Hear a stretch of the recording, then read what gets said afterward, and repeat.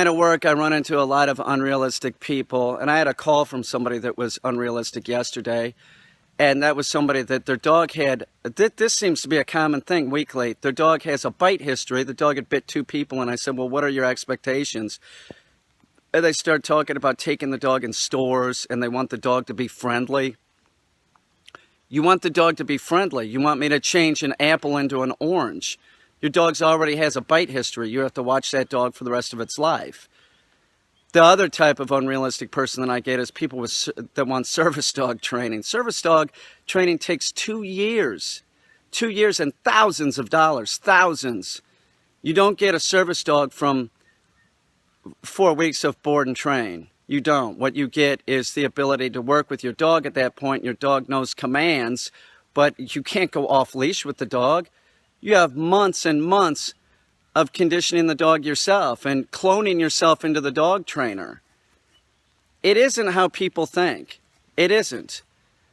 Get your dog, make sure you're using a reputable dog trainer and get your dog trained properly and clone yourself into the dog trainer. That is the proper way to do it. That's a great way to do it. But thinking that your dog's coming back after a board and train and it's going to go off leash and it's going to be a different type of dog, that's what I'm talking about. Like, I got a puppy here that's a puppy, 6 months old, and he's hyperactive.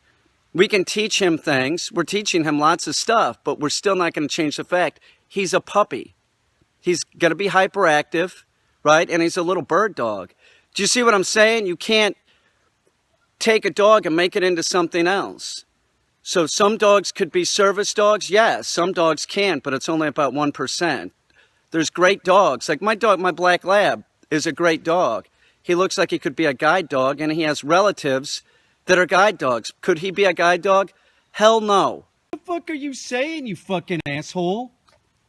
He would be a terrible guide dog. He's an excitable hunting dog. That's what he was trained to do, and that's what he's good at. Fuck you, dick. So keep that in mind. Be realistic about what your expectations are if you're getting your dog trained. And even if you get a dog, be realistic. Don't put the horse before the handcart, you know. Dogs need to learn basic skills. That's important. And remember, you're never going to be able to change an apple into an orange. What you get is what you get, and you work with it. Some dogs will never be service dogs. They might be great dogs. They might be able to learn a lot of stuff, but they'll never be a service dog. It's about 1% of all dogs can be service dogs. This is my pigeon Remy, and she's always hanging out by me.